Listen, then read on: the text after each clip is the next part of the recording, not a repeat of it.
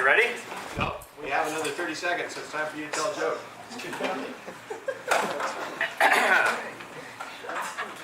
So we went out to eat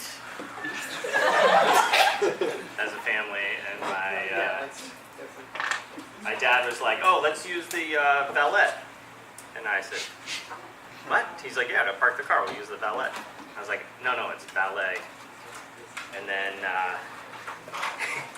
we go in and we order our food. We go to order our food, but it's you go get your own food. We're like, oh, my dad says, oh, you have to go up to the Okay, time's up. buffet. We go, no, it's the buffet. You know the year is wrong?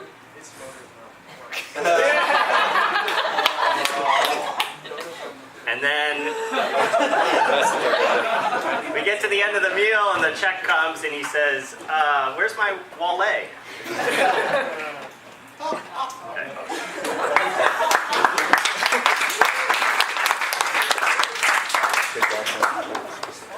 Are we on time now?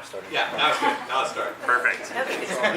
All right, welcome to the final project presentations for the summer 2017 interns on August 10th of this year. So we have a lot of presentations to get through. These are all the presentations we're going to get through, and our goal is our hard stop is at 4:30, so we are going to rip through these, which means what you are going to say you should now modify to be just that key concept that you want to get across. If you have a demo, you're going to make that demo go super fast. If it doesn't work, we're pulling you off. So Ray is going to drag you off the stage. there we go. We're going to drag you off the stage. Boy, that is not making me feel comfortable. But that's the last. That's the last one, so we might not see it anyway. All right, so this is the order. So look a few ahead so you know what's coming up, and we shall begin with the IoT MyRio project. So we'll present off this computer unless for some reason we need to switch. I forgot the first one. IoT MyRio, is that what I said? Yeah. All right, perfect. And I will preload TEEP in the background. There we go. All right, are you good to go? Where's my clock? There we go. Built this camera.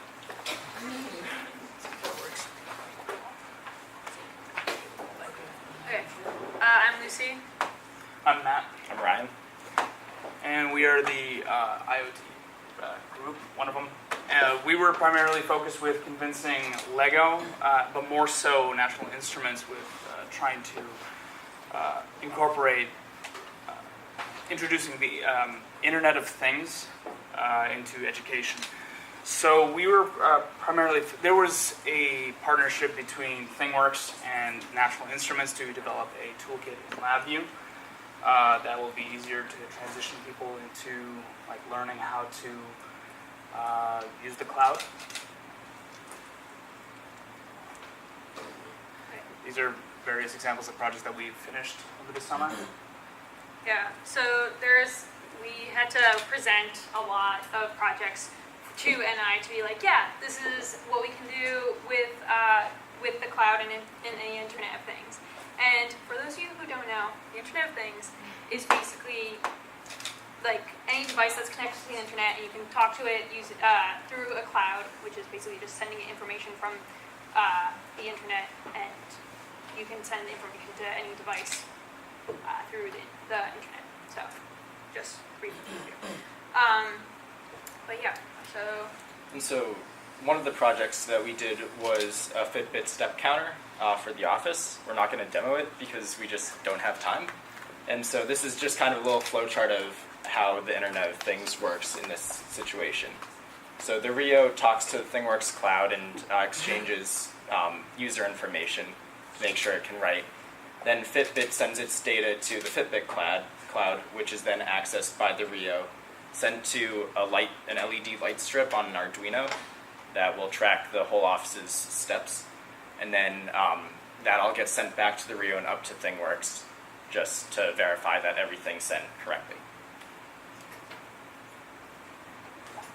And then this is a, you can make your own gadgets in ThingWorks. And so if you click a button, it's like a gadget is basically like, it goes on a website and you can click any of the buttons in the like forward, left, right, back, and you can drive a car that was built. So this is just kind of a video of it driving, and I was clicking the buttons on the screen. But that's...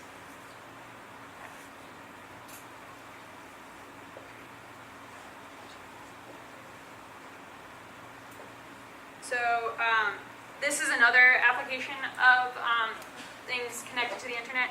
So my computer, which is the computer on the right, is using Labview code to send strings to ThingWorks, and the strings were either an artist title or, a song title or an artist's name, and then they would be pulled down by Labview code on Ryan's computer, which is the one with Spotify on it, and then you would send the string, like the name of the song, to a REST API with Spotify, and then Spotify would add it to your playlist.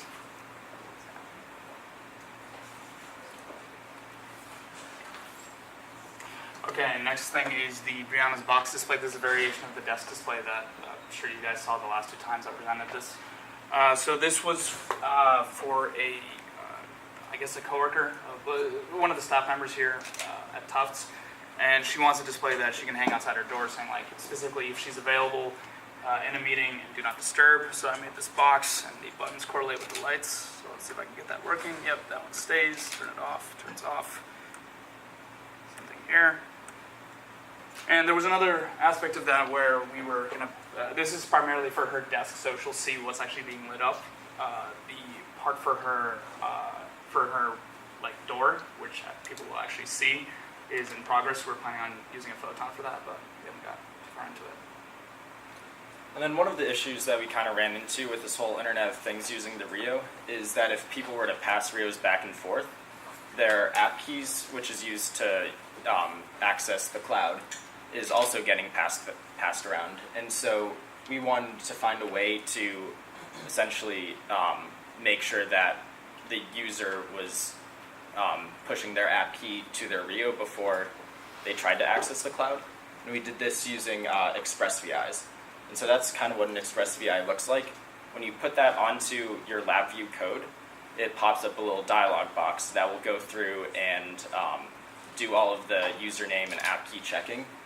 And then after that, it will let you choose whether you want to read or write to the cloud, or just what you actually want to access on the cloud, whether it be a thing or a property. And then you can find more information and email Carrie Ann, who's there, because she was the grad student who was like directing this. So. All right, thank you.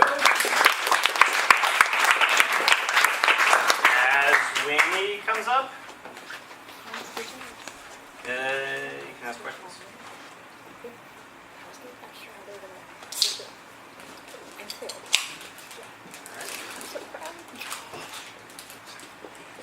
Hi everyone, my name is Winnie, and this summer I work with TEA, which stands for Teacher Engineering Program. So as you all know, the CEO has a program called STOP, where undergrads go into classrooms every week and teach younger students what engineering is. This brings the question, what happens after the undergrads leave? How can we make sure that the learning continues? And that's where TEA comes in. So TEA was created as a way to help teachers integrate engineering education into their K-12 classrooms. So what we found is that most younger students think that engineering is just building rather than designing. And by integrating engineering education into the classroom, we hope to raise awareness of what engineering is, the work of engineers, and in general just raise student achievement in STEM fields. So K-12 engineering education has been gaining momentum, and in 2013, a set of science standards, the next generation science standards, were released. One major point of these new standards was the idea of promoting the visibility and understanding of engineering by raising engineering design to the same level as scientific inquiries in on classrooms and by emphasizing core ideas of engineering design and technology application. So with these standards in mind, teachers may ask, like, how do I do this? How do I integrate engineering into my classroom? How do I meet these standards? So TEA was created to help them understand what engineering is and to provide them the tools necessary to integrate it into their classroom to inspire their students. So my job for this summer included setting up the course websites. So TEA is an 18-month-long online certification program. It starts in fall and there's 4 courses, so it ends the fall of the year after. Participants get like 16 hours of graduate credit and they receive certification. So I started the summer off by having set up for one of the summer courses. The goal was to streamline assignment submissions so that participants can submit and edit their own submissions as well as view and comment on each other's. Once that was completed, I started doing outreach. Since the program is relatively new, we want to spread the word that exists and recruit more people. So for a few weeks, I did email mining, specifically STEM educators in the New England states, New York, and New Jersey. We sent out emails advertising TEA to almost 6,000 new educators. So then, one of the overarching goals of the program this summer was the transition from WordPress, the original site that all the courses are on, to Canvas, which is the new course management system that TUF is implementing.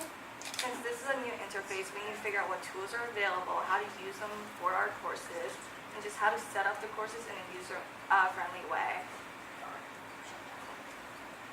So I spent a week or so just exploring the different parts of the website, just like the pages, assignments, discussions, what the functionality of each was, what their limits was, and I created documentation to know what my findings and how to implement them. Once I got a good grasp of the system, I started to create a layout that is similar to the one that originally exists on WordPress, but using what is available to us on Canvas.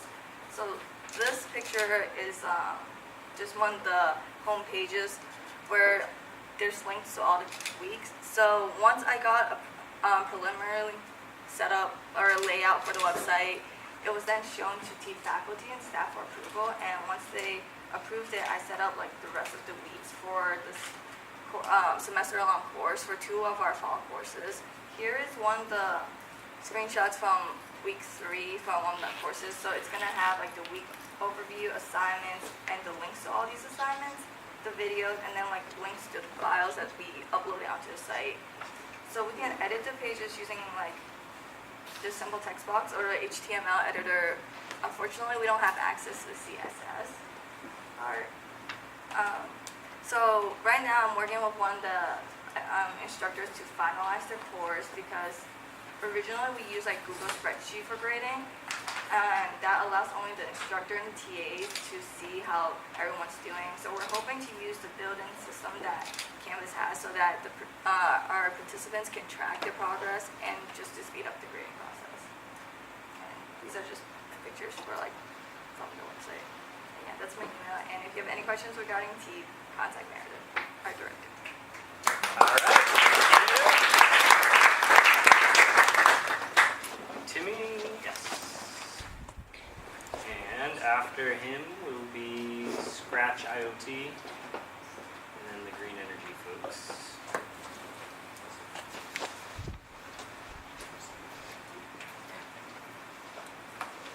So this summer I worked with Hermes under Meredith on Jeff Gosso's high-speed imaging project, and basically what we were doing was saying, so high-speed imaging is cool, you can get this expensive camera that records in like 1,000 FPS and record stuff, but like what do you do with that information that you get from the camera?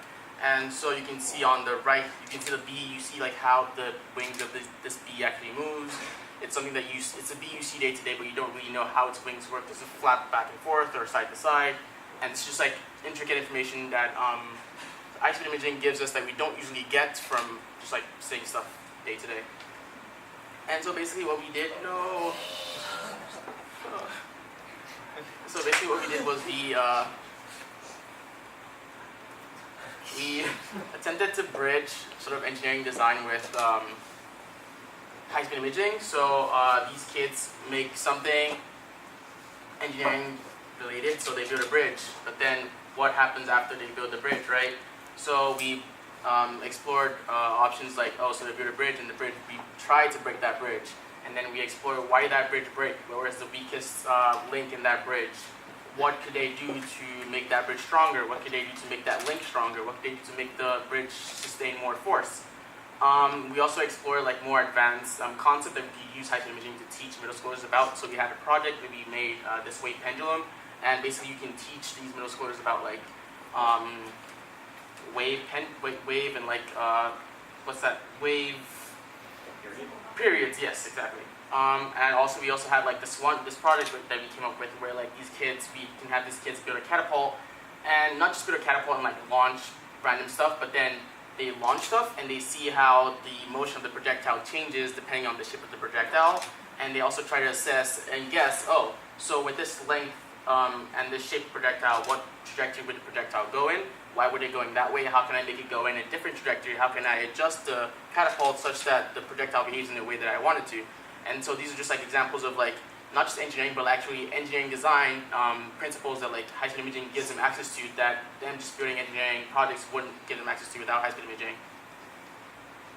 We also decided to explore is why can't we just get an iPhone and use the regular slow-mo on the iPhone camera, right? Because like everyone has iPhones these days.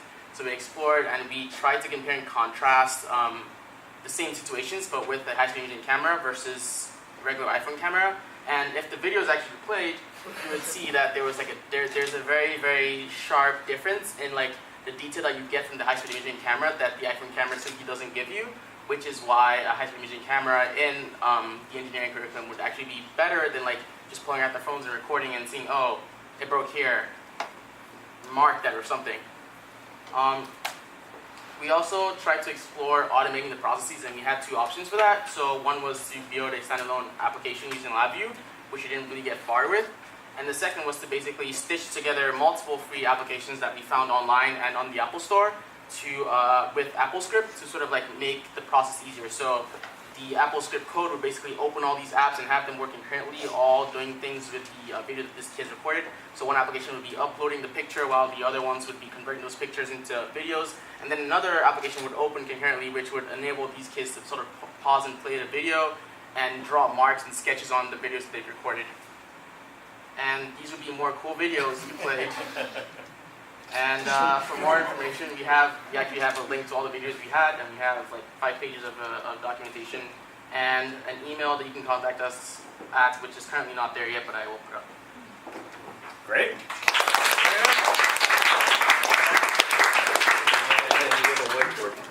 So, if you have videos in your presentation, you might want to share them with.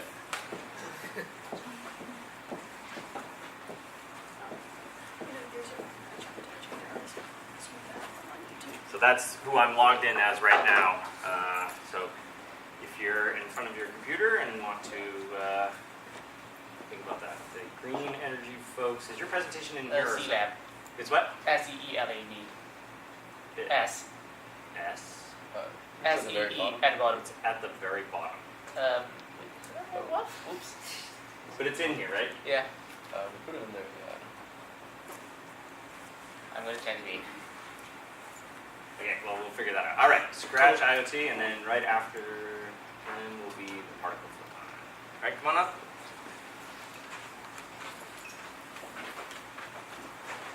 I'm still Lucy. Thanks. I'm Erica. So, as was previously discussed, ThingWorks is used for processing data in the cloud, and we created an extension in Scratch, which is, I'm sure most of you know, a graphical programming language that like you drag and drop blocks in.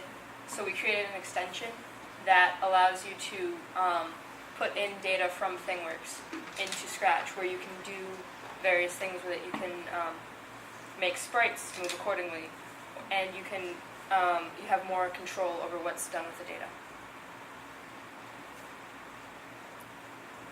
So the extension is this one. Appears in Scratch, and you have to write your own in JavaScript. And there's also a server that runs that moves data that's also written in JavaScript, and you have to run it in like terminal or PowerShell or something of that sort. And these videos. So, what's happening is that the Redo is sending data from the ultrasonic sensor through Scratch to the cloud down to the MyRio, where it's attached. There's a servo attached, and the servo spins, and then it stops spinning when the Redo gets within a certain distance.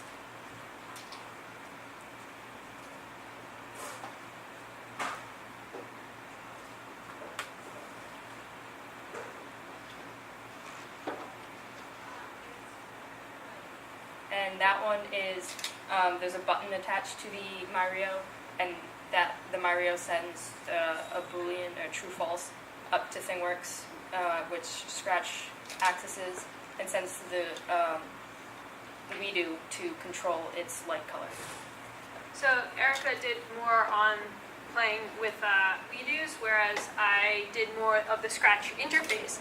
So both these videos show how you can get data from ThingWorks and then make it into a graph or something of that sort. So this first video, which I will say I stole from Ryan, he mostly was working on an Etch-a-Sketch, which basically was just two potentiometers connected to a MyRio. That if you, like how an Etch-a-Sketch works, if you turn the one of the knobs, it goes up and down. If you turn the other knob, it goes left and right. So those values from the MyRio potentiometers were sent up to ThingWorks, and then Scratch read them down, and then made the drawing. And then this video is of Scratch making a graph of Chris's house's solar panel power generation and the house's electricity usage. So the red is the usage and the green is the power generation. And it's kind of hard to see, but in Scratch you would have to have had made your own server that had the thing and the property of the thing that you wanted to read. It would have to have been hard-coded into the JavaScript file that you were then running on terminal or PowerShell. So what I was working on after Erica finished the first version was I was working on a second version that would allow you to just have these two files. Someone gives you the two files, you start running them, and then you open up Scratch and you install this other file, and then you get these blocks that you can put your app key, the thing name, the property name into, and then you can either get the value or set the value instead of having to write your own server code in JavaScript. So it made the interface a lot easier for people, because now you just need your app key, the thing name, and the property name, and you don't have to do anything to the JavaScript file. And it's all done in Scratch. And so this is the website where it is, and you get the codes and contact Whitney, who is also a big person, or she's there. Okay. Contributor. All right. Thank you.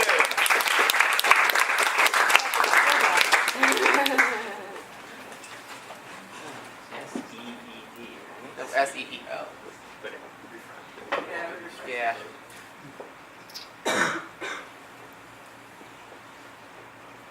Yep. Excellent.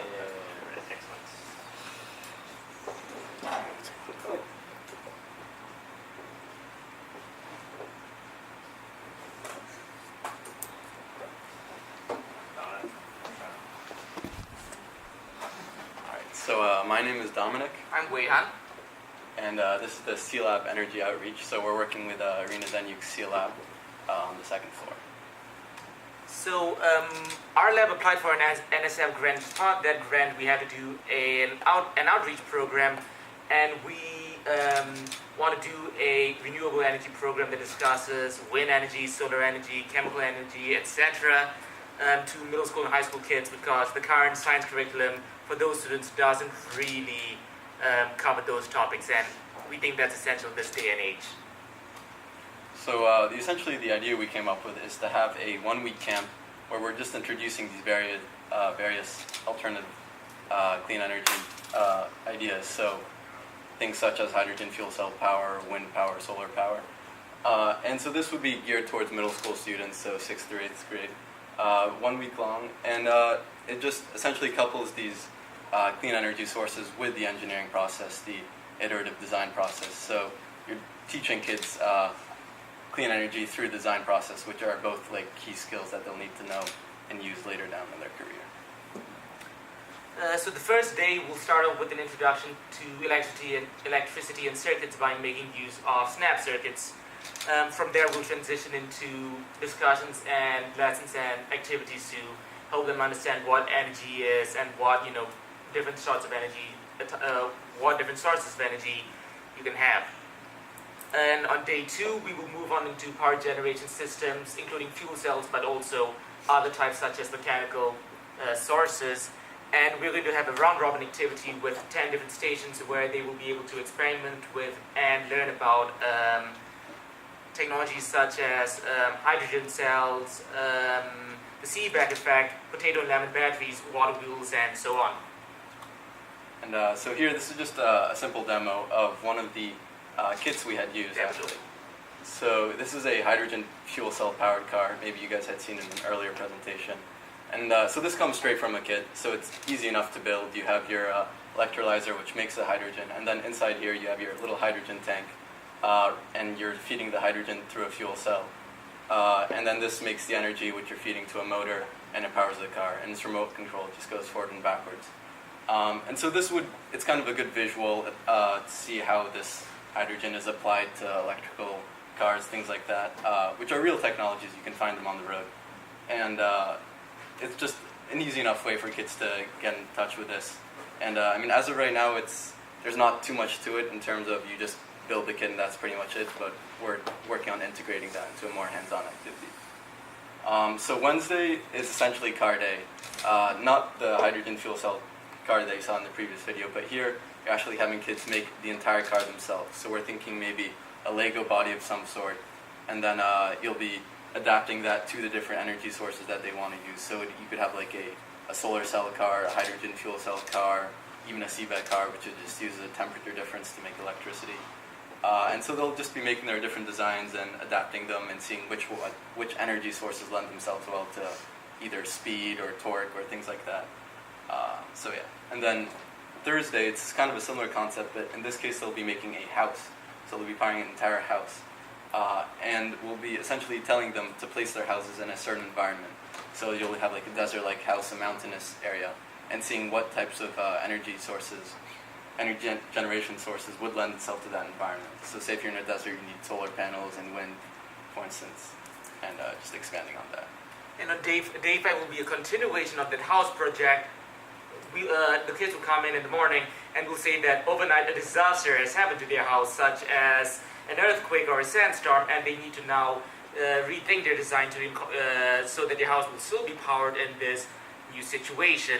And after that, we'll have them give presentations and give them the opportunity to reflect on their design choices and the whole engineering process.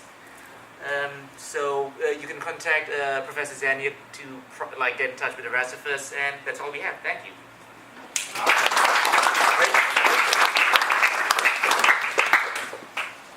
For this many students, they still kept it right in 5 minutes. I love it. Perfect. All right, who did I say was next? Particle Photon, and then John.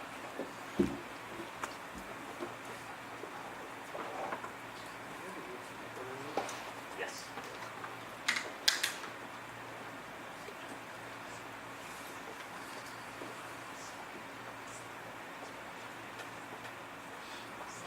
Plug it in.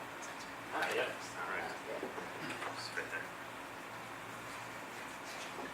Alright, so I was working with the particle Photon, which is a microcontroller, and using it to IoT examples. And so what I was able to do in my time was I built a touch LED display for Chris's cabin, which is able to monitor the different checkout tasks that you need to do before you leave the cabin, and gives you a visual display of what you should do. Man, I forget one time, and now you assign an undergrad to build this checkout list. Oh, you notice that we have the thing you screwed up on. I know, yeah, Pretty it's funny. highlighted. Ethan, comma. So it's gone through a couple of design iterations, and the overall design iteration is to eventually have it to a point where there's capacitance touch sensors, as you can see here. Those capacitance touch sensors you'll be able to press and will automatically check the task, but the important thing is by having this checkout list, it helps ensure that when people leave the cabin, they're doing all the proper tasks that they need. And it works by, the purpose of it is to help people remember and follow through, because there are multiple different tasks that need to be accomplished. You need to follow a task list and go through to make sure that it comes up correctly. So the way that it works is specifically through, there's a Google Calendar setup for the cabin that you can specify different times that you are going to be there in with certain permissions from Chris. So the particle photon is going to be able to talk to the Google Calendar through an API that can read certain time frames and when someone is at the cabin. And the goal is that in the last 2 hours or so of their visit, the photon will actually turn on and activate. And in that time, it will read from the Google Calendar to the LED display, and all these different LEDs will turn red to notify you these are your tasks you need to complete before you leave. As you complete the tasks, you can check them off, and I'll demo that later. But when you finally complete all the tasks and all of the LEDs are green, it will send an email notification through a webhook to Chris to notify him what's happened. It also will, at the end, if not all the tasks have been completed, send a notification to Chris as well. And that's important because some of these pieces, some of the tasks that need to be completed can be completed just in other IoT examples. So things like turning off the shades or locking the doors, those can be completed in other IoT ways. So even if that's not done by the visitors when they leave, they can be done by Chris. So for the demo, it works. Which is sweet. We have a LED display here, and the current selection is to close the windows. You're able to scroll through the different selections down to whichever one. So if you take out the Roombas, you can, if the Roombas are set in their chargers, you're able to set that one as active and show that you've done that task. You can then proceed down to all the tasks that you've done and mark them off accordingly.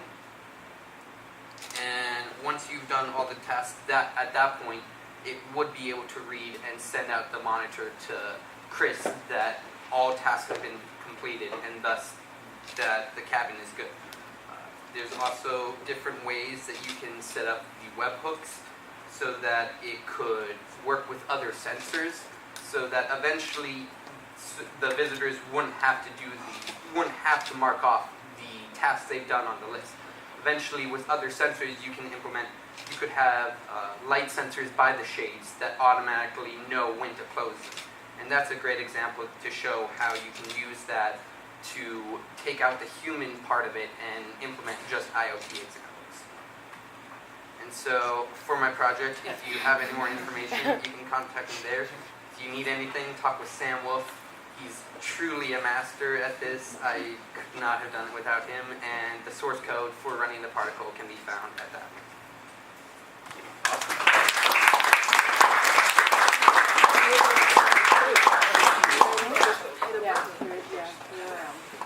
So because the locks are internet controlled, you can keep the person in the cabin. No.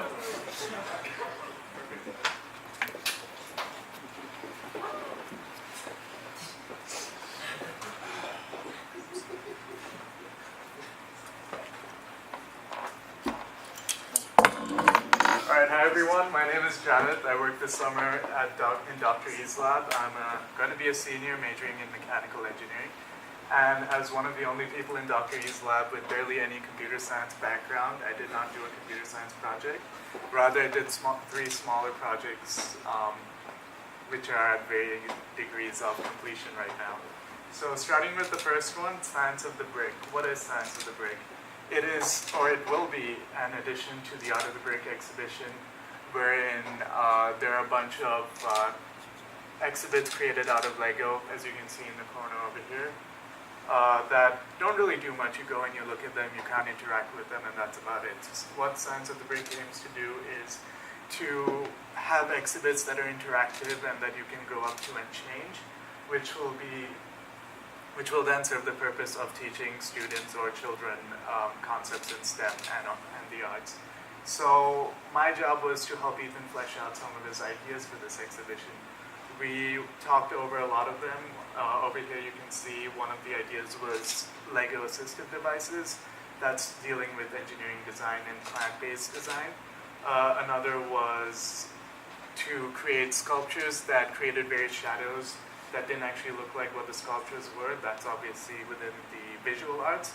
And another one was a music box idea where you place different pieces of Lego on a big giant piece of Lego, and that creates music when it scans over. Next steps for many of these are just three of the about 10 projects that we spoke about. And next steps for all of them would be to think about prototyping and how to implement these. And we did go into next steps for one of them, namely the marble run, which we prototyped. And so what it is a big sheet of acrylic with Lego holes where you can place Lego pieces in to create a mechanical system that guides the marble down to the bottom. Over here you can see it's purely mechanical, where one marble pushes the other one to the bottom. But then we implemented it with an NXT and added actuation where there is a button that triggers a mechanical door. And so that's the first project. On to the next one, which was playing with the microbit. The microbit is a very low barrier to entry microprocessor that is aimed to be used in the classroom for children to learn simple robotics. At the start of the summer, I explored the functionality with a couple small projects in Ethan's lab, and then went on to introduce this technology to students in some workshops that Ethan ran.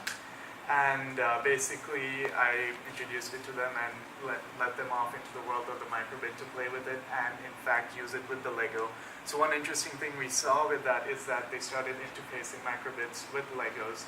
They used some of the input and output features of the microbit, including the radio feature, where two microbits can talk to each other to communicate between them wirelessly, and then use the LED actuation on the microbit to control a Lego light sensor.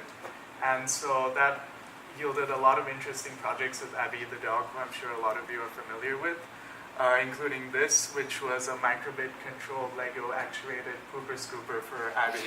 Oh, that didn't play. And so here you can see if Abby had thumbs, she would press the button on the microbit, which would then radio to the other microbit, which would convey the signal to the Lego Mindstorm or the NXT, which would drive up, pick it up, and then she'd press the next button, and then it'd drive back with the excrement. There was another feature that Ethan recommended that is, maybe if you shake the microbit, it just actuates another motor to fling it back, but I guess they didn't have enough time to implement that.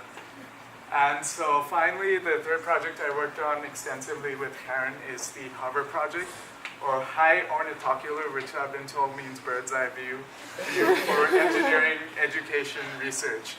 And so currently the problem is that we have these little tripods with cameras on it that we go into that stop students go into classrooms with, and they record students doing stuff. But you see the problem here with that is there are other stuff that gets in the way of seeing the stuff. And so you can say, oh, look, you're cheating here. You put a laptop in the way to convey your point.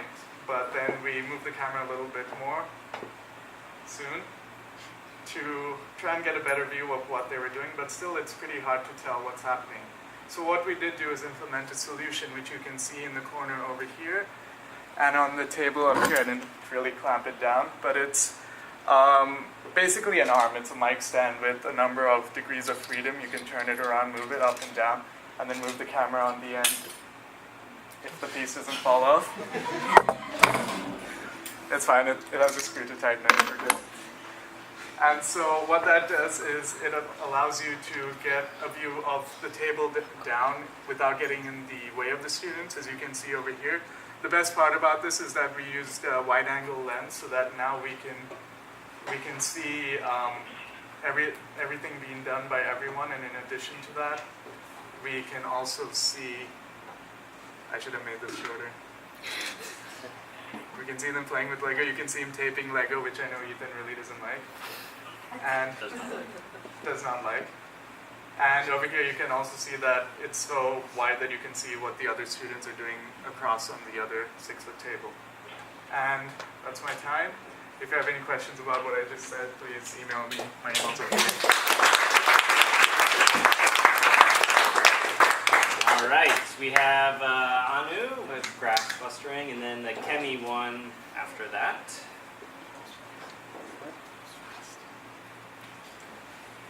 Did I say Chemi, right?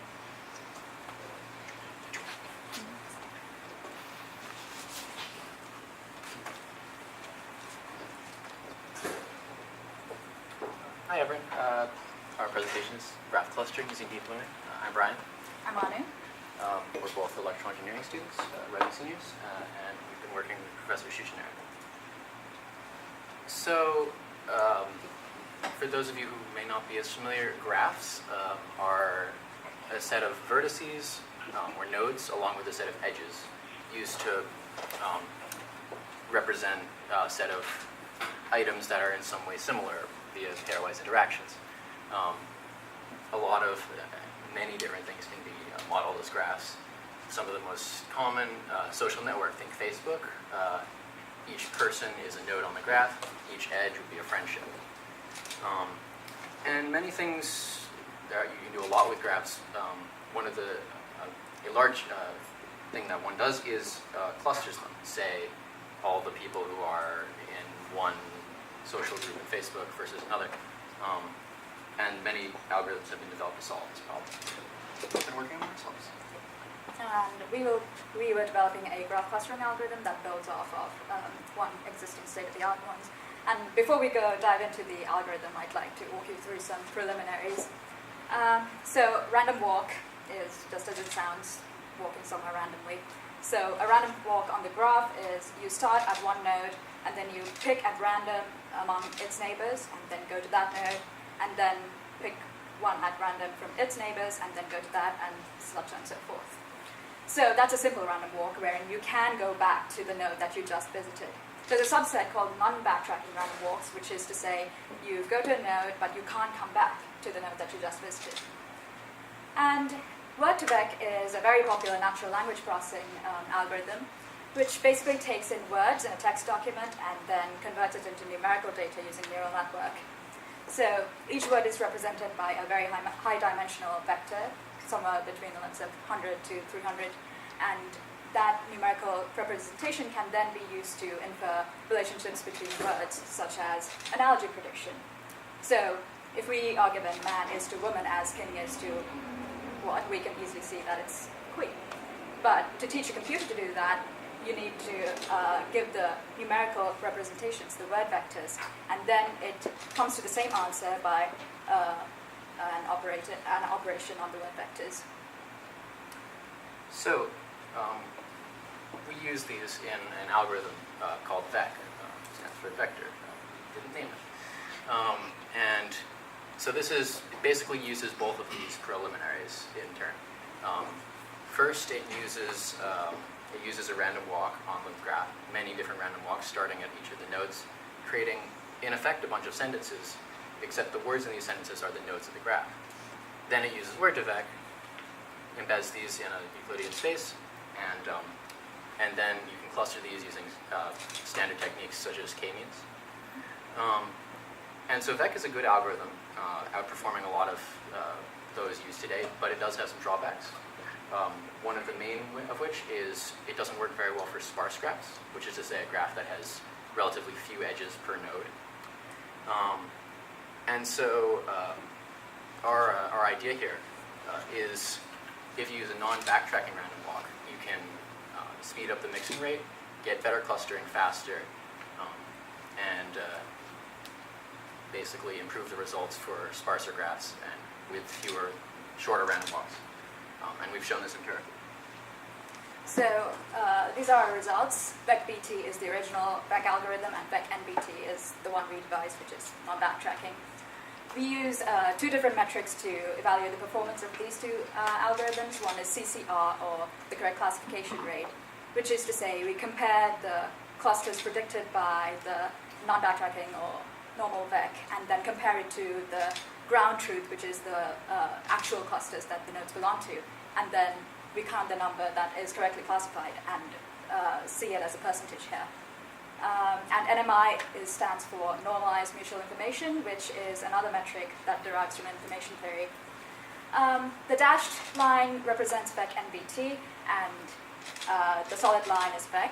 And as you can see in sparser graphs, that is to say, when the average node degree is between 2 to 6, 8, VecNBT achieves much better performance than VEC, and then converges to the same performance as VEC as the density of the graphs increase. That is what we were doing this summer. This research project was funded by the NSF and Dr. Ethan Danahy. And if you have any more questions, you can contact any of us. Thank you. Excellent. Thank you.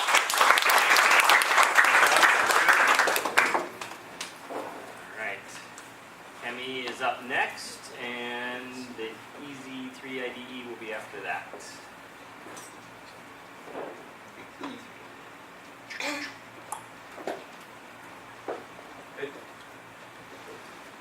So my project this summer was a girls' chemical engineering workshop. And so the main goal of this workshop was to create a summer chemical engineering camp for middle school girls from underserved communities. And there were two main motivations for creating this workshop.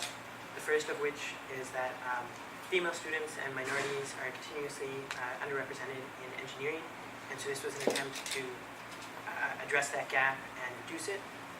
As well, there's also a lack of resources available to promote chemical engineering topics and get people interested in them. And so this was also an attempt to create more resources and then disseminate them so other people have access to them. So there were three main stages of the project that I did this summer.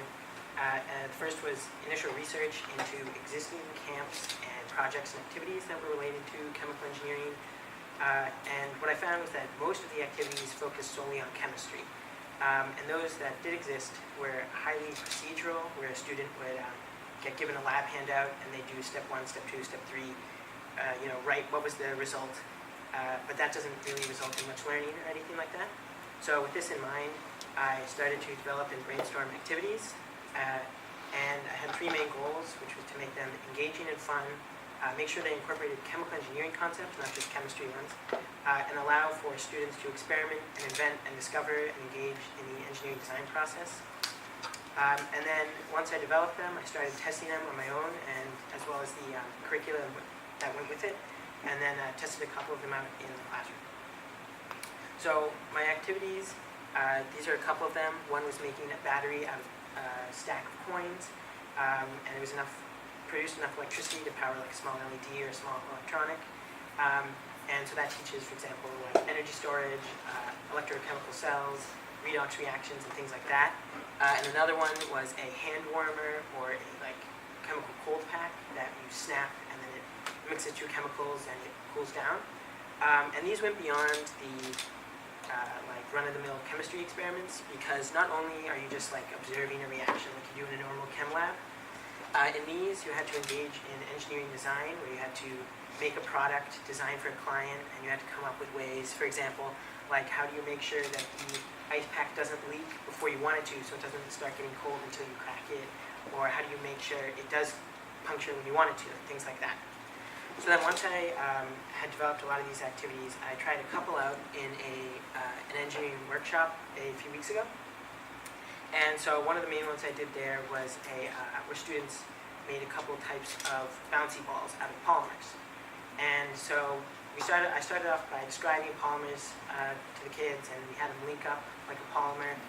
And then, so the polymers were in like liquid form, so like liquid latex, which is what they use for like Halloween masks, or certain types of glue. And then when you add something to it, the polymers cross-link and they become stiffer and more rubbery. And so with that information, we let the kids go and start to make the rubber balls. And since we didn't really tell them exactly how to make it or the exact proportions of the ingredients, they discovered a lot on their own and engaged in like optimizing. If I add a little more of this, does it bounce higher? Something like that. And they even came up with new ways to make the bouncy balls. Like they'd make the core from one polymer, and then they'd coat it in the other one. So they learned, without that rigid instruction, they learned, okay, I can mix properties and then think like a chemical engineer, not just about the chemical reactions, but then how to make them into a product, how to process them and design them. And then, so now at the end of the summer, there are roughly 20 activities that either I developed or adapted from other activities. And I made them into a weekly schedule for the camp and a curriculum that follows through the whole week. And so the first workshop will be held in Malden next summer, and that's like a trial run of it. But until then, the activities will continue to be tested in stock classrooms and revised, and we'll get feedback, what works, what doesn't, and new activities to try. And then once we finalize the activities, they'll be disseminated on stopnetwork.org and teachengineering.org, so that other people can have access to these resources, and we can increase chemical engineering outreach and resources for it. And for more information, that's my contact.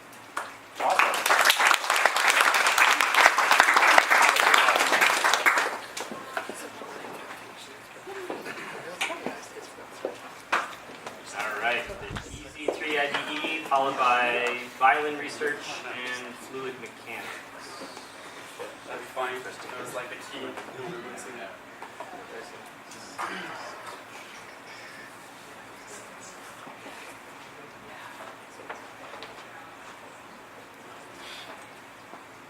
Hi everyone, my name is Hamid. I'm a rising sophomore. And my name is Donna. I'm a rising junior studying computer science. And I'm Panos. I'm a rising senior in deep denial, studying mechanical engineering and computer science. So we're working on EZ3 IDE, and IDE means Integrated Development Environment. So the goal is to make a simple interface for making the barrier into computer science lower, and especially for making it easier for kids to program robotics. So one big feature was that it's a browser-based IDE, so it means that you can access from any device that has a browser. So instead of having the IDE in your laptop, such as like Labview, you have the device that you're programming. It hosts the IDE stuff, so you can basically access from even a phone if you make this up. Yeah, and so why did we build this? Mostly to improve collaboration among students. And so in classes, when you have group projects and you're doing paired programming assignments, one person is always coding, and then the rest are just usually looking over their shoulder, giving ideas, giving feedback. We felt like this could be improved by having essentially like a Google Docs for code, so that all the students can all work on it together and collaborate even more, share ideas, make it easier on the students. This can also be used in a classroom setting, a corporate setting, and even for younger students. So the initial implementation was based off of elementary coders, where we have beginning students, say K through 12, who are just starting to discover coding, and we very quickly came to the realization that we needed to support some sort of programming languages. So the first ones were obviously Python, the #1 programming language in the world, JavaScript. What we really wanted was a way for these students to create sizable programs really quickly together. And that's when we came through to Blockly, which is a block-based visual presentation of code that allows you to, through these blocks, as you can tell, you can clip them quickly, and to the right you can tell that it translates it back to the Python language. And we have implemented this into our IDE, which branches through a lot of different microprocessor applications. Yeah, so one good thing about our IDE is that it can be hosted pretty much everywhere. Well, we haven't tested everywhere, but like we've tested all these things up here. So it can be hosted on the EV3, another microprocessor such as the Raspberry Pi, and even your own laptops. And what's nice about this is that all the files that you have, all your project files can be stored in one place, kind of like Google Drive. And so this helps students, like, they can easily access the code and then just get started right away.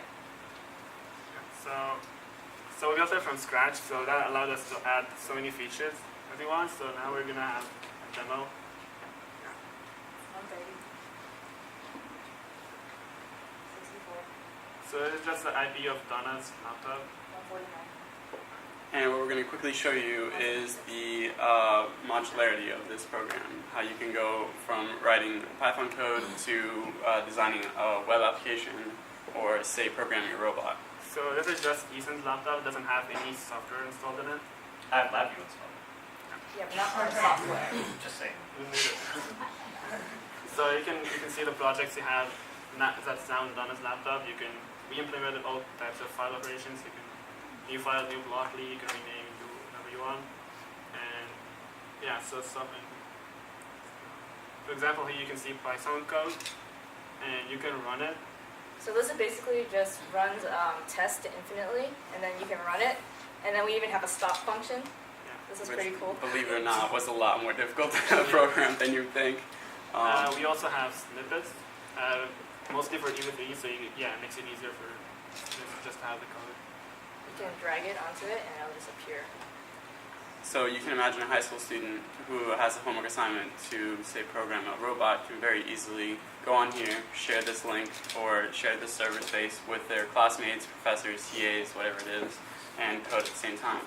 There's also the web programming, where you can, from this application, launch your own web pages. So we have a simple HTML file here, and if you press run, it takes you directly to your page, where you can, say, connect to an EV3 and control motor functions or take in sensor values. And last but not least, program robots with Blockly, which was what we were talking about earlier. So here we have the Blockly code and what it looks like. Here you have a menu of all the different functions that you can upload and use.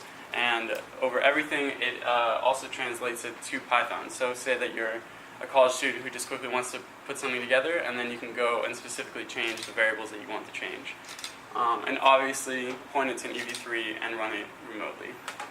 So this code is in Donna's laptop, but if you run it in the EV3, so you have two options. You can run it either just from the brick or from the server stuff. So yeah, right now we're just running this. So basically what this code does is just makes the EV3 move forward, move backwards, and then turn around. Proof of concept. It works. We promise. And so, if you have any questions, Thank you for your time. follow us on Instagram. All right, thank you very much.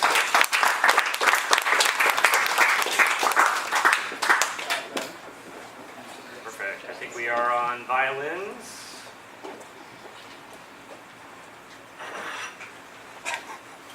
Important component.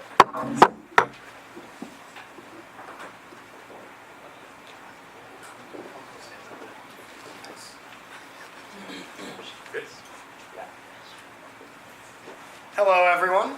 My name is Robert. And I'm Jackson, and we're working with Chris Rogers doing research into violin soundscapes this summer.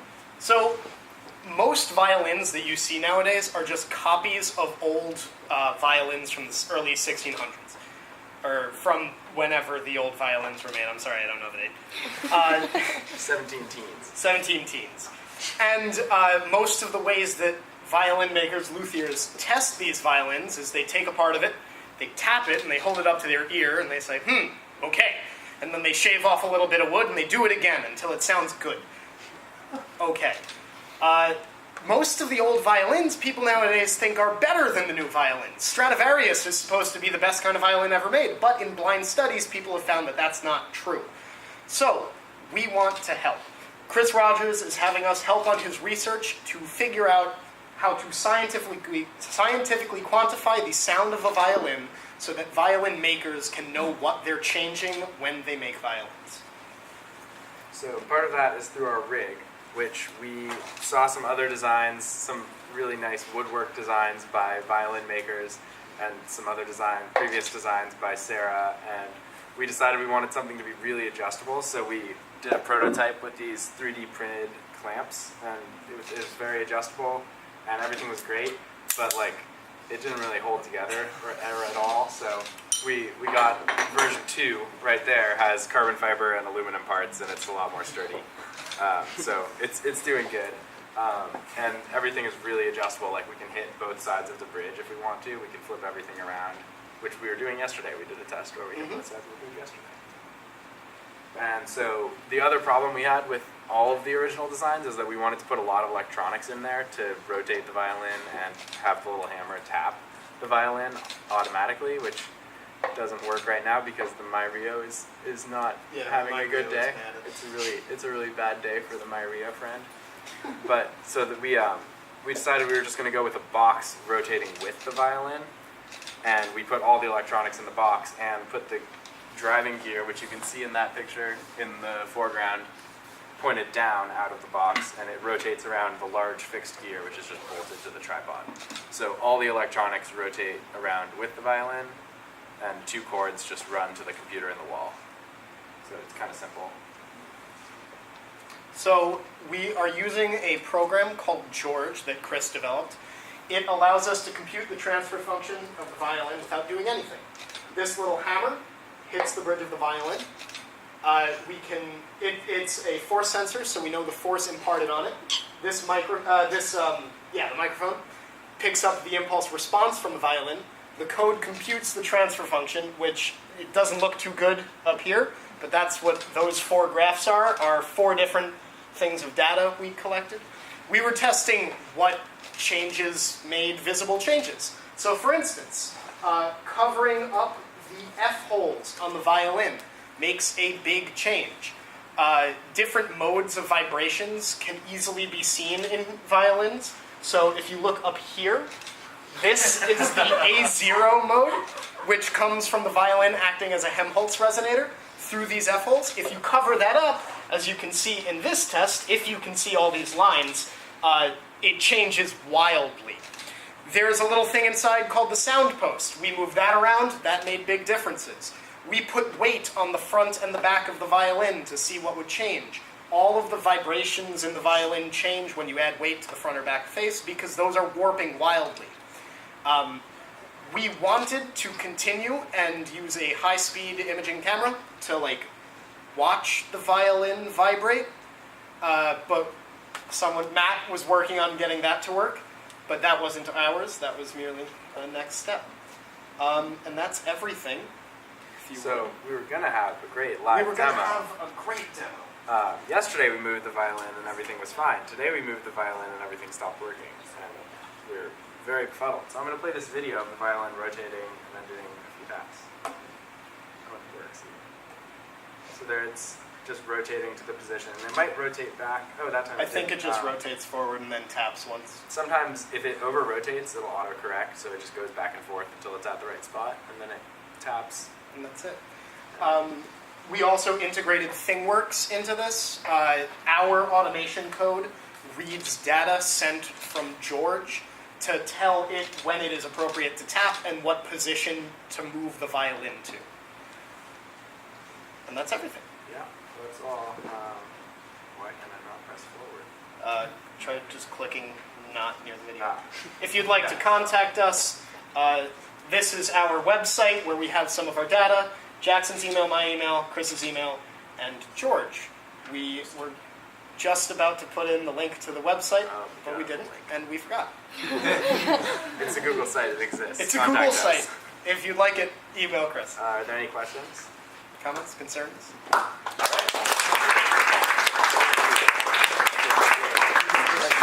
Yeah, sure. Chris is not here yet, right? No. All right, so we skip you until she gets here? And that's fine. Right.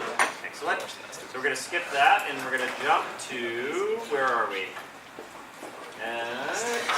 not fluid mechanics problem sets. We're going to push that later. Machine control toolkit for Labview. Sarah, you good to go? Yeah. And then interlace is going to go after that. Yes?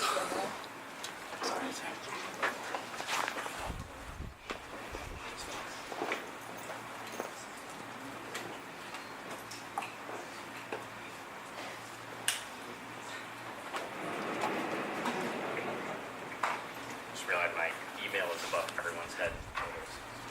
You're gonna get lots of emails and lots of questions. Hi, I'm Sarah, and this summer I was working on something called the Machine Control Toolkit for Labview, and I was working with Matt. So the overarching goal was sort of a big thing at the center is we want to get kids learning by making stuff, and one way that kids make stuff is with digital fabrication tools. So we're really interested in looking at how we can enable teaching and learning with these tools in sort of new, productive, and lower or different barrier to entry ways. So currently, digital fabrication tools are sort of in this black box, where you have your CNC machine or your 3D printer or your laser cutter, and it comes with some sort of default software. So you make something on the computer and you upload it to that default software that your machine comes with, then you send it to the machine and you get your final product. And what these interfaces do is they sort of hide the simple G-code. G-code is how machines know where to go, when, and sort of what action to do. And it hides these very simple commands behind sort of a more complex interface. So what we were interested in doing is creating a tool that sort of gets rid of that black box, and we chose to do that in Labview. And so what this lets users do is design their own machine interfaces, build their own G-code programs, and connect to all these different external devices and platforms, all from Labview. It breaks down that box so that things are no longer sort of what is happening, how is my machine being controlled, but the user knows exactly what's happening and why. So what we did is we wrote a machine control toolkit for Labview, which is just this set of VIs that users can plop down on their block diagram and control their machine. So there's read-write commands, you can preview and send whole G-code files, and it's supported by Gerbil and UART. So Gerbil is the default firmware for CNC machines, which means we can control all the Inventables machines that we have here. We can also control the UARM, which is back there on that table. It's a robotic arm that has lots of different end effectors, so you can put a laser on the end of it and a 3D printer on the end of it. We chose to focus on learning how to control that because it lets us test lots of digital fabrication tools with one communication mode. So this is an example basic VI. The top one's for spindle speed, so the user just tells it what speed they want the spindle to go at, and it generates that G-code command, and then you can send it to your machine. Same thing with going to a position. You give it a feed rate, your X and Y position, and it will make that G-code command for you. Here's an example interface that we built. So this can control the entire CNC machine, all based on a Labview program that the user can make.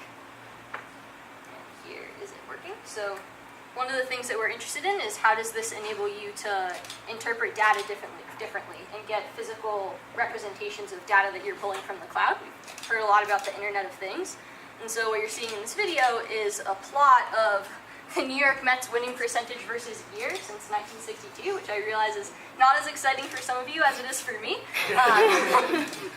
But this machine is running all based on a piece of code that I wrote with these VIs. So what's happening is I'm pulling from the baseball stats API, and I'm using a little bit of my knowledge of math, a little bit of my knowledge of programming, and the things that I know about digital fabrication to write a Labview program and control this CNC machine. So what happens is instead of this black box of, I have this data, I make this graph, and then I cut it out, I've now integrated all of these things that I learned about and got to use to make a physical representation of data. So we talked a little bit about the UARM, which is that robotic arm over there, and we can do the same thing where we could control it with buttons on a MyRio, because now we can connect up to ThingWorks. We could even control it with the power of music, which is hopefully going to happen. Woo! It should be running. Oh, yeah, there's an error. It's something like a serial port. no! Well, what you can see in this video happening. He's controlling the video. Well, it was moving. What you can see in this video happening is Matt is playing the ukulele, and based on what the frequency of the note that's getting played, it's it's drawing on the piece of paper. The demo that we had for you was a little bit different. It was actually getting the frequency of the note and moving in or out, up or down, and left and right based on the frequency, which we can get running later if you're interested in seeing it.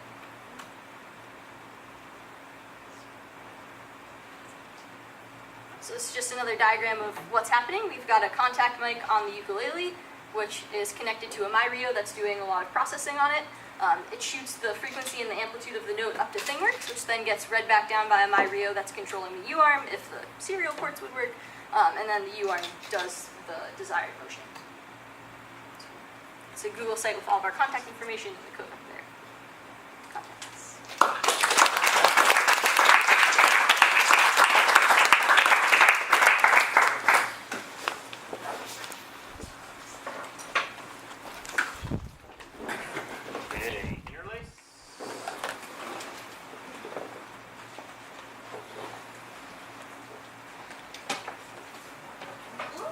Followed by operations and image processing with mapping. Good.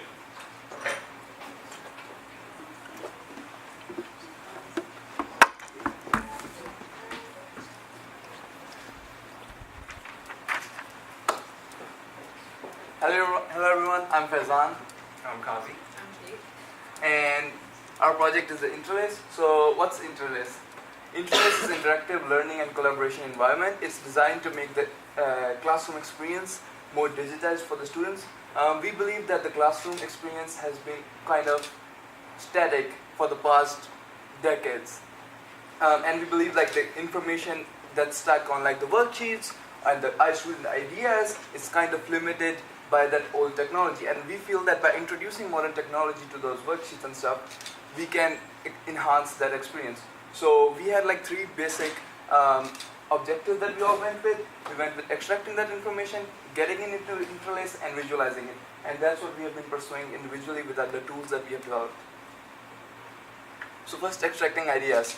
So I was working on image processing and basically worksheets and how to get data off of worksheets. So basically, we want to be able to extract student ideas from the simple drawings or selections that they make on a worksheet. And for the first step to do that is to first identify regions of interest. So for example, I'm interested in noticing that, oh, there's a symbol drawn in here. And when you scan in worksheets, it's sometimes like they get skewed, sometimes the things might be a little scaled around and stuff. So you want to be able to identify that despite that and be able to recognize those regions. And secondly, what I worked on was multiple choice question reader. So like say multiple choice questions you give to the students and you want to know what options they selected. So conventionally what you use is basically OCR and OMR and stuff, but like for younger students it might not be that intuitive. So what we basically tried to develop is a software that like identifies the regions based on the marks where you put them. So and finally hand-drawn symbol detection. So once again, as we see on the sheet, I draw an arrow and I want this to be identified and represented as an arrow digitally, and then I can mean it to do whatever I want to do. So the final compilation of all the tools that I developed was a programmable worksheet. You basically use this worksheet in the sense that you can write down the instructions that you want the robot to follow just by simply drawing it around here, and you can select options to specify what kind of action you want to perform. Like for example, if you want to move forward, you can specify what port you want to choose for the motors. You can choose multiple options as well. So this is kind of the workflow. You fill in the worksheet, you scan it through Rocketbook app, which kind of gives us a really convenient scanning option and like helps us remove the barrier that comes up there. Then you identify and extract the regions, like for example, the rectangle for the arrow and the rectangle for the options. Then you match drawn symbols with templates, like for example with the arrow once again, you want it to compare that to the image that you have of the arrow, and so on. You compare them and then you generate instructions, finally converting into instructions for the program and through Labview. So this is this worksheet. I scanned it in. Using the image processing, I developed this instruction set, and it's going to be executed by the robot. So this is kind of what it looks like. I have it preprocessed, so let's hope it works. So I'm reading the file in. Come on. Oh. Do you want Matt to play his ukulele? And there. Did you do it? Did you do it? I think so. Yeah, we're having a small problem with the Mac and Windows, so we'll just skip that and move on.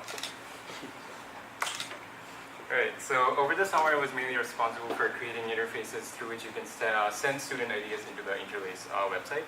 So two of the interfaces that I worked on are the documentation station, which I presented earlier, and I'm also going to talk about it a little bit towards the end. But the most recent interface that I've been working on is the worksheet interface, which is basically an interface that allows you to visualize all these scans once they have been processed into the system.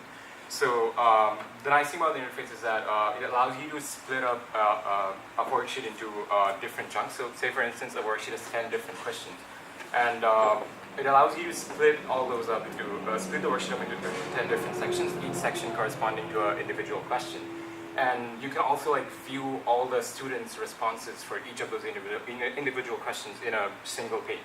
So that kind of allows you to, like, gives you a better way of comparing and contrasting student ideas or different student responses. So the other important feature in the interface is that it allows you to filter out the invalid scans from the valid scans. So as you can see, there are tiny check marks that appear next to each of the tiny chunks of scans. So if you realize, after scanning a document, if you see that for some reason a tiny part of a worksheet was not scanned properly for some reason, you can just like mark that as invalid and kind of just press a button, and that filters out the invalid scans from all the valid scans. So when you send the worksheet into the Interlace website, only the valid pieces of the scan get sent. So it's just a screenshot of the Interlace website once the scans have been sent. The pictures are kind of tiny right now, but once you click on them, you can enlarge them. And as you can see, it's kind of like divides a worksheet up into small chunks that makes it easier for everyone to visualize these responses. And this is just a different view of the worksheet. So this is just like two different student responses for the same question. You can just view them one on top of the other. The worksheet is not filled out at this point, but you know what it's going to look like when it's going to be filled out. So moving on from that, documentation station is the other interface that I was working on before.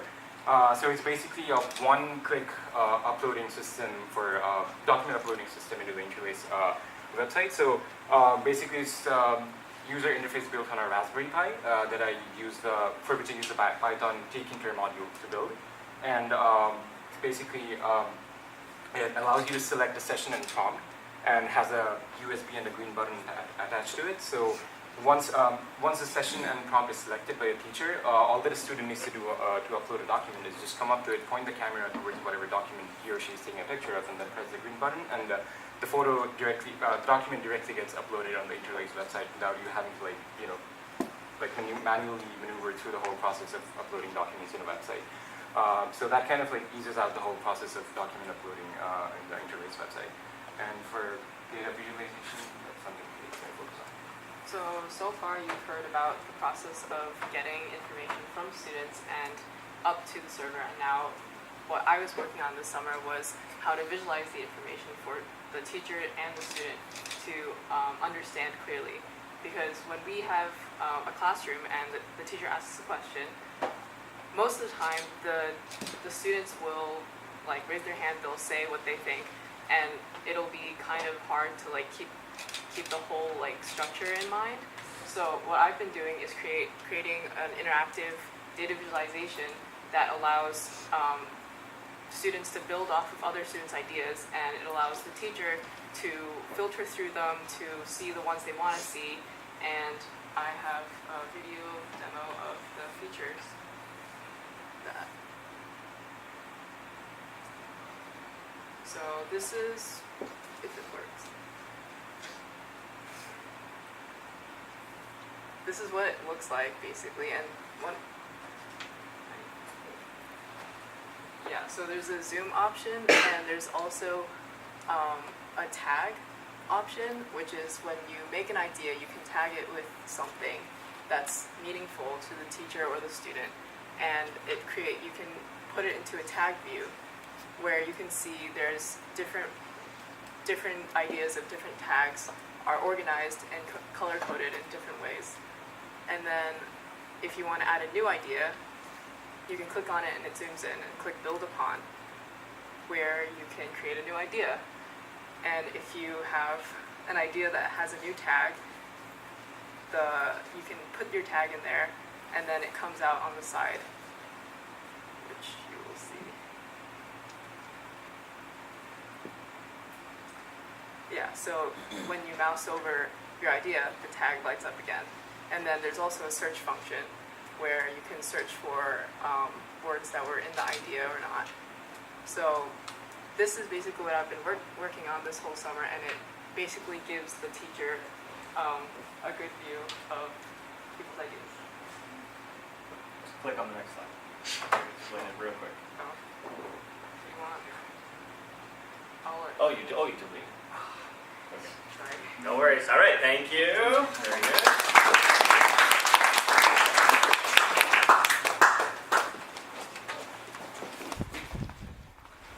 All right. So, what was next?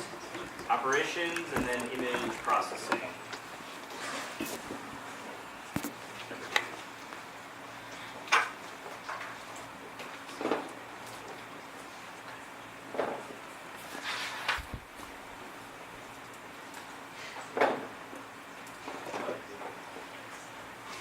Okay, I'm Chanel. This summer I was the operations assistant, so I did a lot of like behind the scenes help out stuff at the CEO, and I also ended up like making a lot of things for people who are involved at the CEO.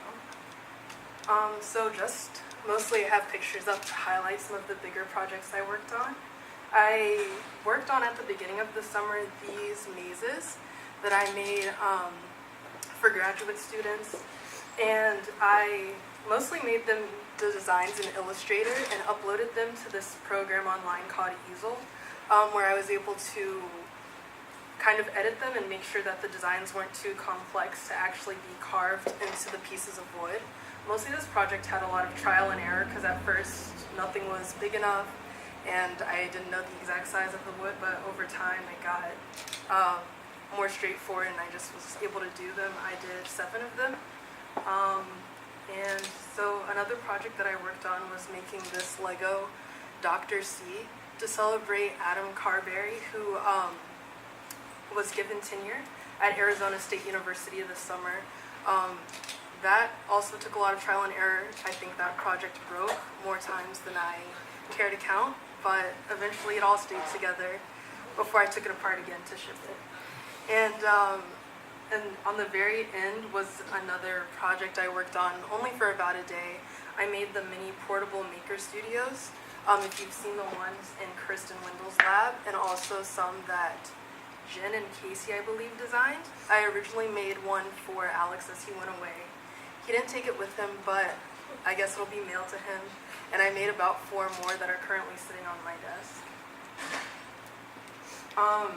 Another big project was taking all of your pictures, which I'm sure you remember because you all were very confused about why I came up to you and asked to take pictures. But yeah, I made the intern board near the kitchen, just highlighting my own where I put your name, your year, major, and your school. And finally, probably the project that I spent the most time working on was working on FileMaker and updating it. And FileMaker is kind of a really good way to manage projects and lists. So I did a lot for teacher workshops where I made it easier to upload teacher names on the workshops they did. I have down here just an example where I made it so you could auto-enter the name after you put them in a list with their details. So it automatically put in their phone number, their email as well. And I also made a drop-down list so that way it would be easier rather than having to type in the full name. And I imported a lot of the past workshops into the database. So that's about it. I mean, for more information, you can email me, or I'll still be working here in the fall, so if you'll be around, you can ask me more about what I worked on. All right.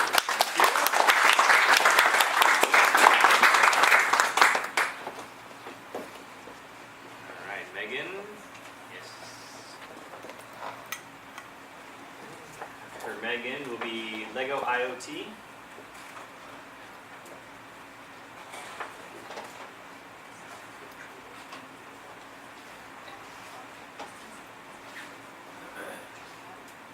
To go. All right. I'm Megan. I've been doing research in Chris's lab this summer for the second half-ish of the summer. So I did a project on image processing and creating basic programs using the coding language Labview. And so I went through, made a bunch of basic programs that use image processing packages, and I wrote tutorials that kind of walk a user through how to make their own program. And it's the point of this project was to lower the barrier to entry to image processing as a concept and to coding. And so I've also been recently talking to Rob Torek about formatting it to match the LEGO engineering tutorials that are already up on legoengineering.com. So that's where I'm kind of headed with this project. So I used the Labview, and I used image processing VIs, which are, you would add to your user library. I want to say Chris wrote that in there. And then recently I've been getting them to run on a MyRio. So, so far I have the picture programs running on MyRio, and then I'm working on the all the programs that use a live feed, getting them to run. And I'm using Express VIs, which is kind of what Ryan was doing and he was talking about earlier. So this is a sample code, and this one, it tracks a pen. So it starts with prompting the user to hold the pen in front of the screen. You click where you want to track, so I just clicked the end of the pen, and then a little circle will just follow the pen along the screen. And this is a demo of it.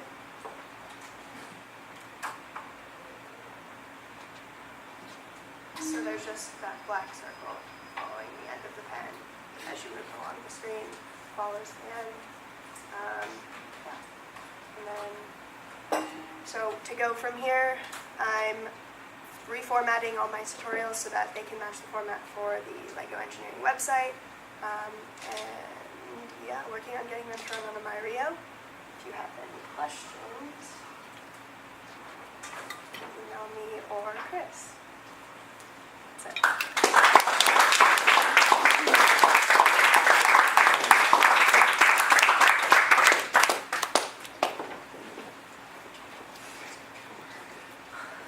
All right. Lego IoT.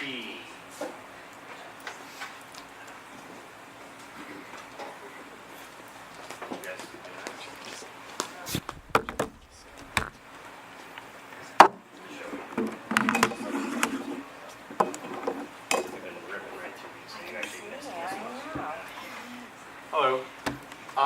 So for our project, we kind of had a twofold problem. First of all, the Internet of Things is very large and rapidly growing, but it's also very hard to explain to people who don't really know about it. And there also aren't a lot of great examples. Like, there is turning on your coffee maker with your phone, and that's like the big one. So that's one problem. And then the second problem was that Lego is a wonderful, wonderful tool for learning in classrooms, but it's very enclosed. It doesn't really interface with many things, and you can't really add on to what they provide you. So our goal was to make examples for IoT that are easy to understand with Lego, not using the Lego software. So using alternative communication like Labview and ThingWorks, Bluetooth, Scratch, all of that sort of stuff. So the first way we did it was with EV3s. Well, I did have a demo, but I forgot I'm running VMware, so if I close my computer for too long, everything quits out. You have to re-download a whole bunch of stuff. So demo will not work, but I'll preview what I've got at the end.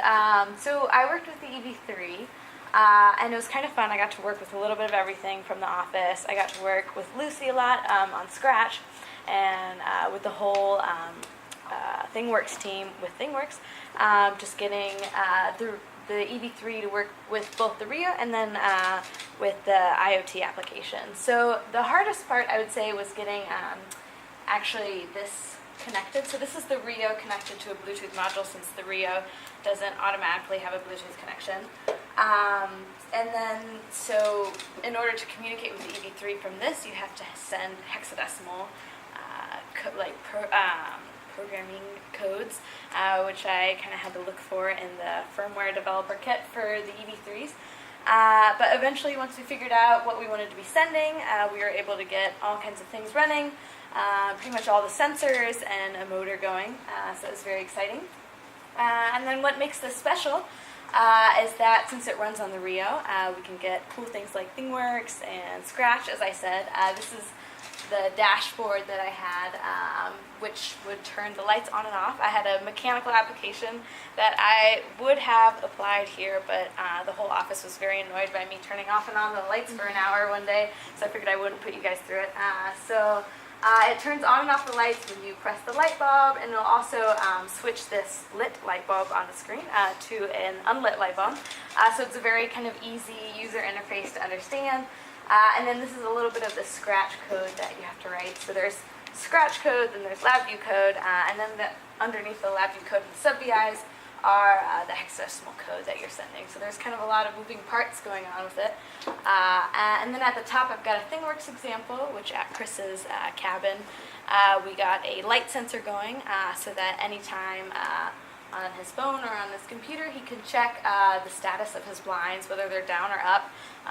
And so this is important because I didn't really realize this, but if your blinds are up during the winter, you can lose a lot of heat from your house, so it's kind of important to know the status of your blinds. And so there's a myriad of applications. I was brainstorming. Everyone said this is kind of a two goody shoes kind of application, but you can have kind of a attendance checker, so everyone clicks a touch sensor on the EV3, and the MyRio can send an email to the professor after and say, oh, this many students were at your class today. So future applications of this project.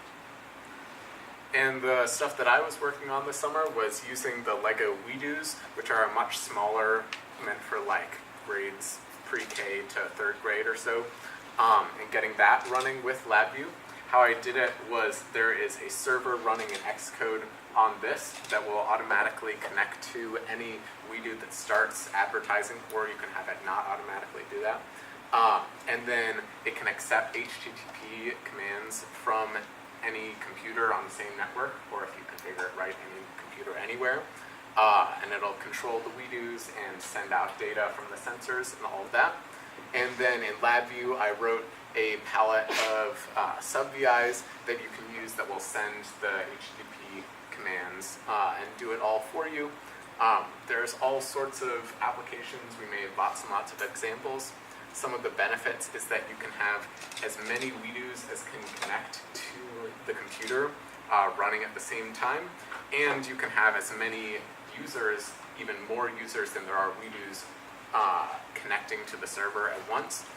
You can also program it from anywhere. You don't need to be on the same computer, and it would make a reduced number of WeDos needed for a classroom because people could just take turns controlling the same WeDo.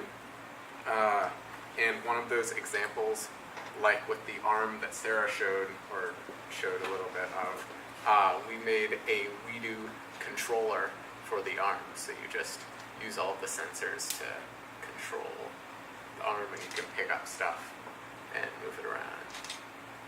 And great stuff like that.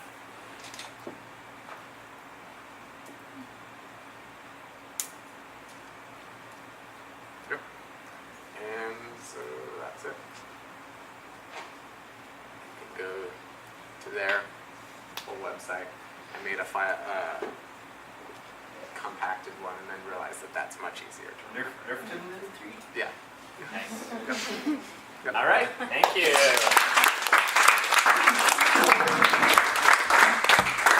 Was that a demo? Well, yeah, so it didn't really quite work, but it is a coffee stirrer, so. All right. Yeah, you guys good? You want me to pull up your presentation here? Yeah. You can move my back, yes.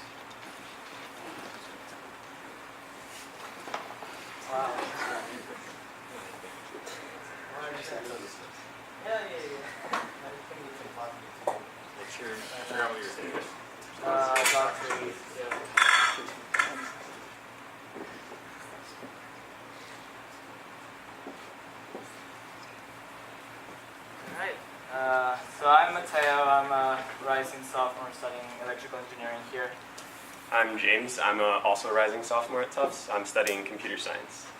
And so we developed an Internet of Things network as well, centered originally around this interactive backlit sign that we created earlier. We had a lot of the same purposes as the other IoT groups that you heard.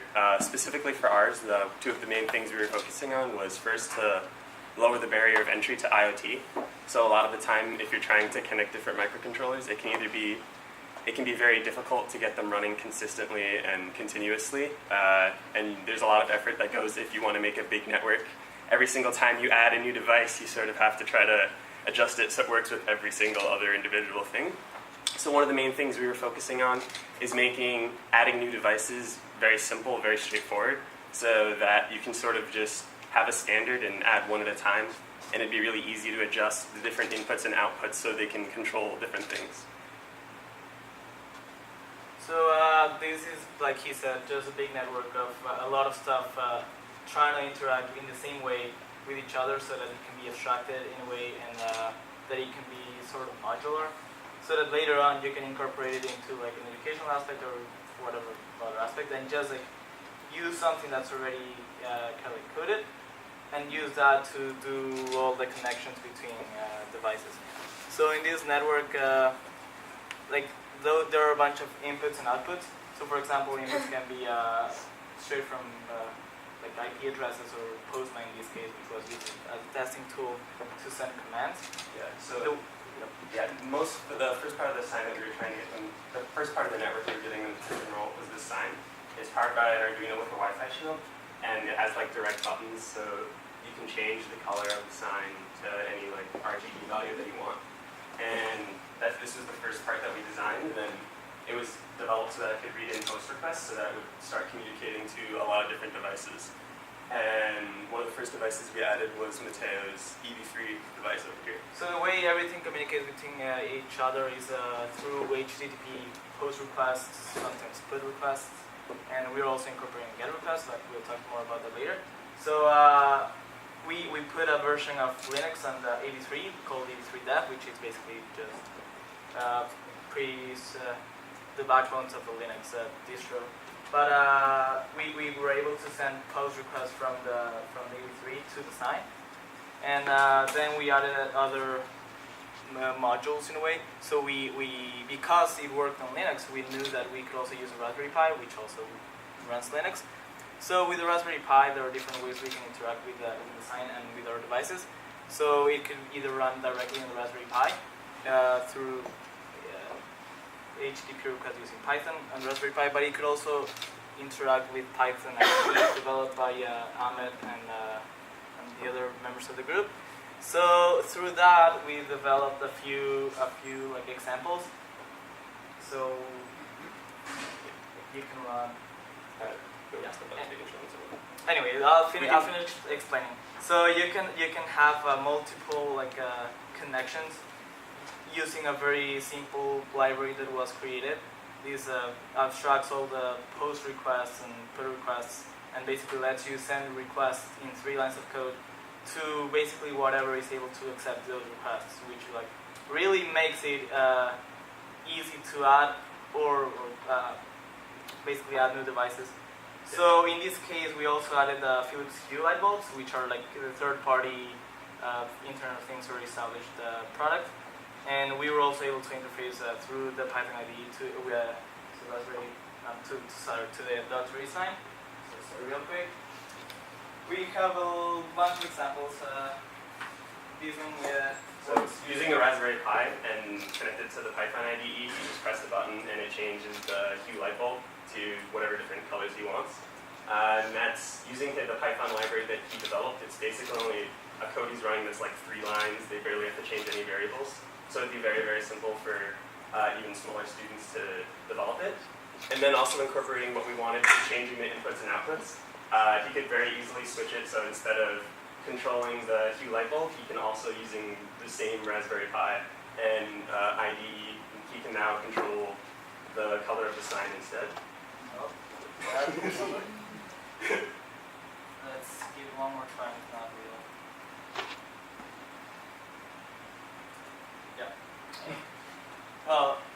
not supposed to just like be as easy as just changing the IP address so that you now point to the sign and using the exact same way of communication. You cannot communicate with the sign. And then the EV3 device as well also has the ability to change the color of the sign, which using the EV3 specifically is very good for smaller students because it's a platform that they may be already comfortable with, already accustomed to. And so allowing them to get into Internet of Things projects with that could be very useful as well. So there are a few uses that can come from this whole network. So first of all, it's very inexpensive if you use like a Raspberry Pi, which costs like $30, and you only need like to know how to program Python, even not that much, because now we have a library that you can just use, and using 3 lines of code, you can send and receive commands to. Now it's also like a bit of a standard because HTTP requests are so used in industry, like so extensively used in industry. It's pretty easy to just communicate with a lot of different devices. And in an education matter, like it lets, because it's abstracted to be able to be coded in a few lines of code, it lessens the time that you need to set up, because, for example, in a classroom, you may not have time to like code everything from scratch. You can just do it with like 3 lines of code and you're ready to have like a bit of an IoT network. Yeah, so using the IoT network like this could have the potential to do workshops with some smaller students, so that even like little middle school children, you could have workshops with them so that they could start getting introduced to Internet of Things early on, and they could get exposed to the topic, which would not only educate them, but would also hopefully reduce some of the fear of an Internet of Things world.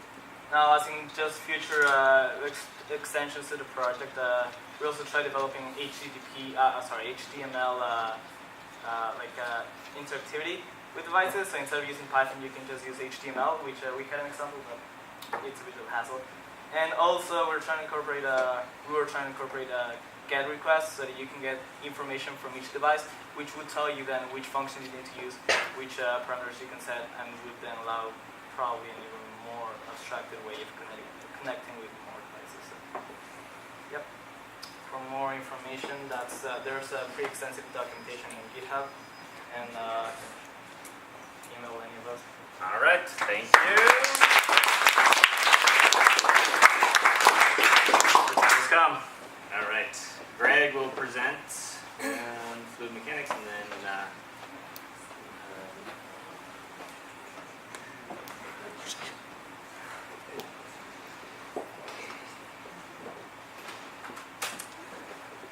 All right, so I'm Greg. I'm a rising senior studying mechanical engineering. And before I get into the fluids, I want to give a shout out to Caesar, who has been working really hard and made a pretty awesome water tank to model the portal between Fenway and Kenmore stations that often gets flooded by the Muddy River. And there's a workshop going on with teachers right now where they're prototyping designs for a floodgate to place in that model water tank. And it seems to be going really well, so shout out Caesar. So a little bit of background and motivation. I didn't have much background in educational research before this summer, so I started by talking to a lot of educational specialists around Tufts, reading and analyzing a lot of case studies and relevant literature to try to get a good background.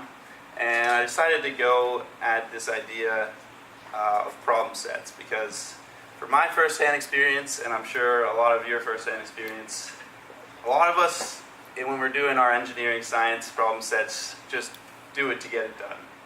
We skip over trying to test out different ways to do things and trying to learn, or trying to gain some conceptual knowledge, and we just do whatever it takes to get it done as fast as possible. And this is a problem because a lot of the times these problem sets don't end up doing anything for us because we're doing just that and we're not learning anything. And so there's a lot of research that says that the deepest learning comes when there are disagreements, when students are doing work, and this idea of productive friction where when those disagreements come, people and students start to discuss different methods of going about a problem. those discussions lead to some of the deepest learning and lead to some more conceptual understanding of what's going on in the problem. So I talked to a lot of people and stumbled upon this idea of providing students with multiple choice solutions where the solutions would give the students who are going through the problem sets the assumptions and the method that each hypothetical person did to get through the problem. And the idea there is that they would have to go through each solution and assess how valid that method was. And in doing that, they'll discover why certain ways are wrong and why certain ways are right. So I started by getting some people to help me out and take this problem set that I developed without the multiple choice solutions, and I aggregated the results into 3 solutions for each problem, and then tested it out. So a couple weeks ago I did the first implementation, and in that one I gave the students, with the help of some people in this room, gave students first the open-ended one where the multiple choice solutions were not provided, and then after they completed those, I ran it back with the multiple choice solutions, so that I could try to compare whether or not this method had any merit. The second run through, I wanted to see if it could work as a standalone problem set, and so I just gave them the multiple choice solutions. And then after that, I transcribed the problem sessions and began to code the transcriptions for different types of discussion that were going on.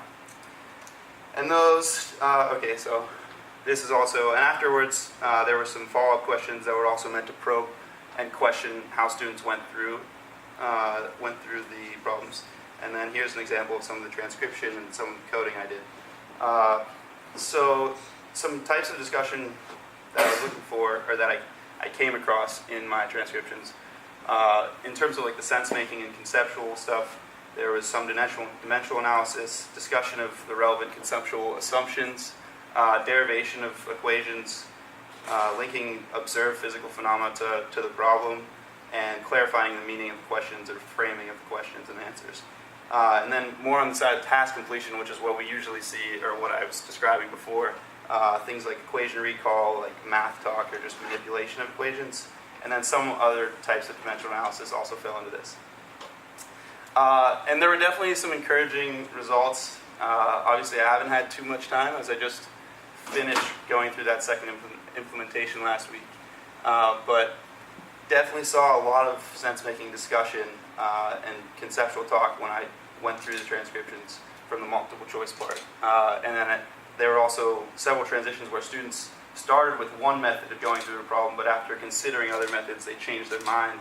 And that's really what I'm looking for, like something that's going to spark students to like consider a different way to go through the problem. So I'm going to continue coding the transcription and analyzing data before writing my final document, so I'll be around in the fall for a few hours a week. Yeah, that's it. Any questions, contact me, and project manager and PhD advisor, and go Jess. All right.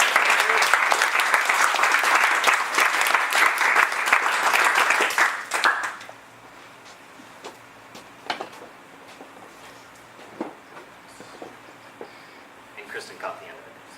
Oh. Hi. No pressure's on. I know the last one.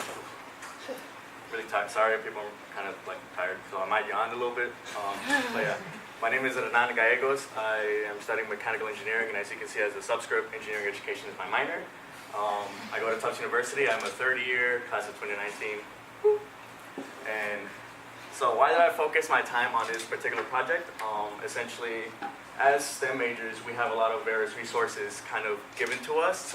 Some we're aware of, some we're not. Some of these resources is the interwebs, literature such as physical textbooks or PDF files, and kind of like this peer-to-peer help. And I wanted to focus more on to the peer-to-peer help, which we have face-to-face, like a student and a student, office hours with the professor, tutors that we have, for example, the ARC, ARC, and sort of assistants. Depending on the school, it's either teaching assistants or learning assistants. I'll kind of give a brief definition of what's the difference between the two.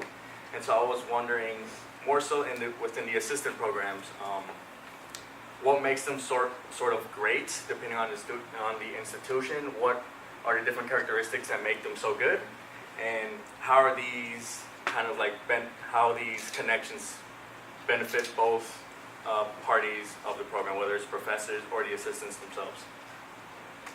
And so details of my project, I essentially first kind of did research on what a teaching assistant and a learning assistant is, TA and LA for short.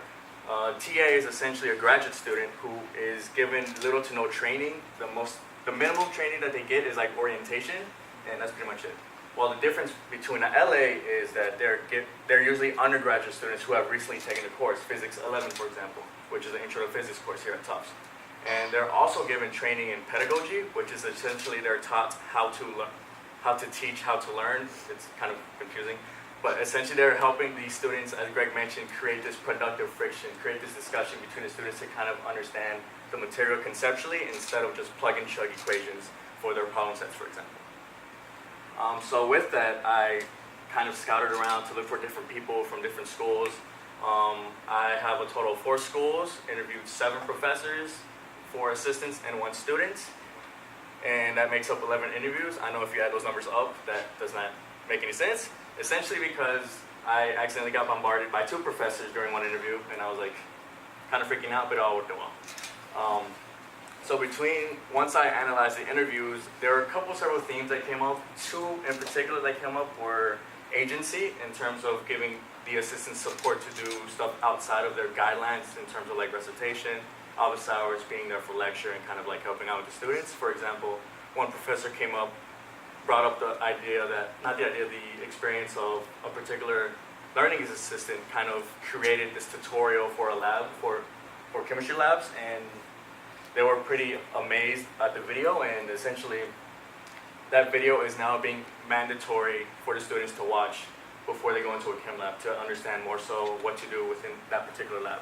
And another theme that came up was relationships in terms of the professor and the assistant. 2 professors kind of brought up the idea of like social justice, academic upbringing, and sort of like kind of empathizing with the student if they're not coming from a similar background. One professor was telling me how, from what I can tell, they grew up middle class, while this particular learning assistant that they really got close with had a very different background. The student was first gen, low socioeconomic background, didn't really have the same upbringing as this professor. So this professor was able to empathize with the student and understand where they were coming from, despite the fact they didn't have these similar backgrounds.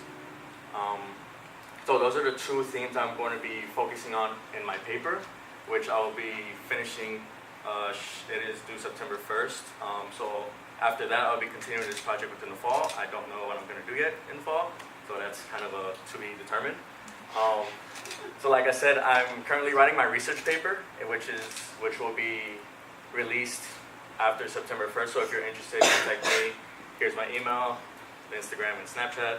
And if you want to access my advisor's information, Professor Kristen Window, she's there. And fun fact, after transcribing all 11 interviews, I have typed up over 150 pages and over 91,000 words. And if you need something transcribed, I'll be happy to do it. Wow.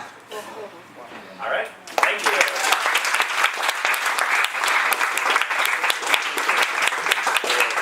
Kristen, did you want to add your Instagram? Renata has to teach me how to make that. Yeah. All right. Did we miss anyone? No? It's really good there. Yeah, right. Since we had a couple people come in late, I thought and we have a few minutes, why don't we start again? And we'll just run through.